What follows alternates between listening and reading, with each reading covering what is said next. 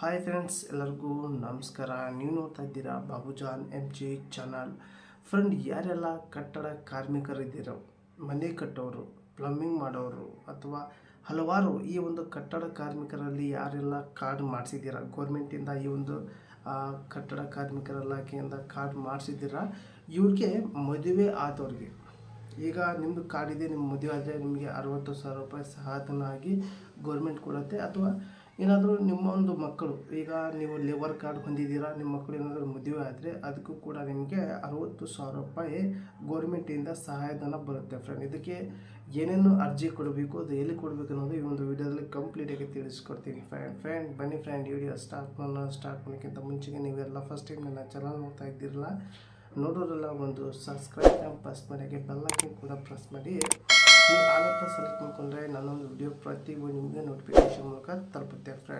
Friend, ನೀವೇನಾದರೂ labour card ಹೊಂದಿದ್ದೀರಾ ಅಂದರೆ, ನೀವು ಲೇಬರ್ ಕಾರ್ಡ್ ಹೊಂದಿದ್ದೀರಾ, ನಿಮ್ಮ ಮಕ್ಕಳು ಆಯಿತು ಅಥವಾ ನೀವೇ ಮಕ್ಕಳಿಗೆ ಮದುವೆ ಆದರೆ ಬರುತ್ತೆ. ಈಗ ನೀವು ಕಾರ್ಡ್ ಹೊಂದಿದ್ದೀರಾ, ನಿಮ್ಮ ಮಕ್ಕಳು ಏನಾದರೂ ಮದುವೆ ಆದರೆ ಅವ್ರಿಗೂ ಬರುತ್ತೆ.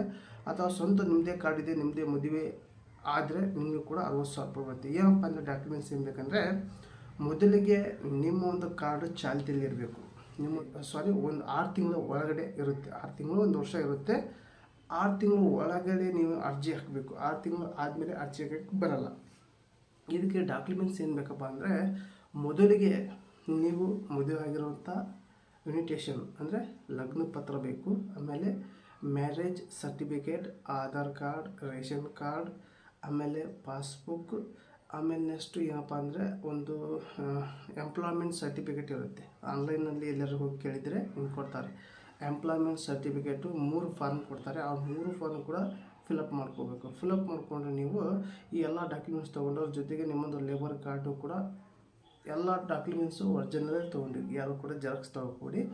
ಒರಿಜಿನಲ್ ತೊಗೊಂಡೋಗಿ ಸೇವಾ ಸಿಂಧು ಅಥವಾ ಇತರ ಯಾವುದೇ ಒಂದು ಆನ್ಲೈನ್ ಸೆಂಟ್ರಲ್ಲಿ ಹೋಗಿ ನೀವು ಅರ್ಜಿ ಹಾಕಿ. ಫ್ರೆಂಡ್, ಆನ್ಲೈನ್ ಸೆಂಟ್ರಲ್ಲಿ ಹೋಗಿ ಈ ಥರ ಹೇಳಿ, ಮದುವೆ ಇರ್ತನಕ್ಕೆ 60,000 ರೂಪಾಯಿ ಸಹಾಯಧನ ಪಡೆಯೋಕ್ಕೆ ಅರ್ಜಿ ಆಗ್ತದೆ ಅಂತ ಹೇಳಿ ಅವರು ಅರ್ಜಿ ಹಾಕ್ತಾರೆ. ಅರ್ಜಿ ಹಾಕಿದ್ಮೇಲೆ ಒಂದು ರಿಸಿಪ್ಟ್ ಕೊಡ್ತಾರೆ, ಒಂದು ಸ್ಕ್ಯಾನ್ ಮಾಡ್ತಾರೆ. ನೀವು ಡಾಕ್ಯುಮೆಂಟ್ಸ್ ಕೊಟ್ಟಿರೋಂಥ ಒರಿಜಿನಲ್ ಡಾಕ್ಯುಮೆಂಟ್ಸ್ ಸ್ಕ್ಯಾನ್ ಮಾಡ್ತಾರೆ.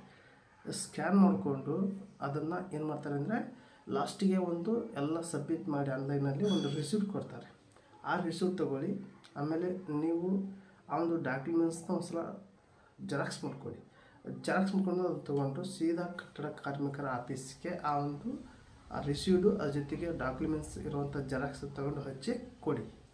ಕೊಟ್ಟು ನಿಮಗೆ 8 ಅಥವಾ 1 ವರ್ಷ ಒಳಗಡೆ ನಿಮಗೆ ಆ ಒಂದು ರಿಸೀವ್ಡ್ ಇಕ್ಕೋಬೇಕು. ನೀವು ಮೇನ್ ಜೆರಾಕ್ಸ್ ಮಾಡಿಕೊಂಡು ರಿಸೀವ್ಡ್ ಅಲ್ಲೂ ಕೊಡಿ, ನಿಮ್ಮ ಹತ್ರ ಒಂದು ಇಕ್ಕೋಬೇಕು. ಯಾಕಂದರೆ ನೀವು ಚೆಕ್ ಮಾಡಿಸೋಕ್ಕೆ ಬೇಕಾಗತ್ತೆ ರಿಸೀವ್ಡ್.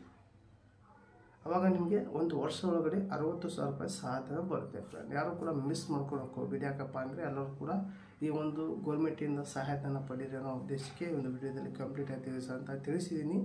ಹಾಗೆ ಈ ಒಂದು ವಿಡಿಯೋ ನಿಮಗೆ ಕಂಪ್ಲೀಟಾಗಿ ಇಷ್ಟ ಆದರೆ ಒಂದು ಲೈಕ್ ಕೊಡಿ. ನಿಮಗೆ ಅನಿಸಂತ ಕಮೆಂಟ್ ಮೂಲಕ ತಿಳಿಸಿ. ಹಾಗೆ ಈ ಒಂದು ವಿಡಿಯೋನ ನಿಮ್ಮೊಂದು ಫ್ರೆಂಡ್ಗೆ ಶೇರ್ ಮಾಡಿ ಅಂತ ಏನು ಮಾಡ್ತಾಯಿದ್ದೀನಿ. ಮತ್ತೆ ಅಂತ ವಿಡಿಯೋ ಟೇಕ್ ಕೇರ್, ಬಾಯ್.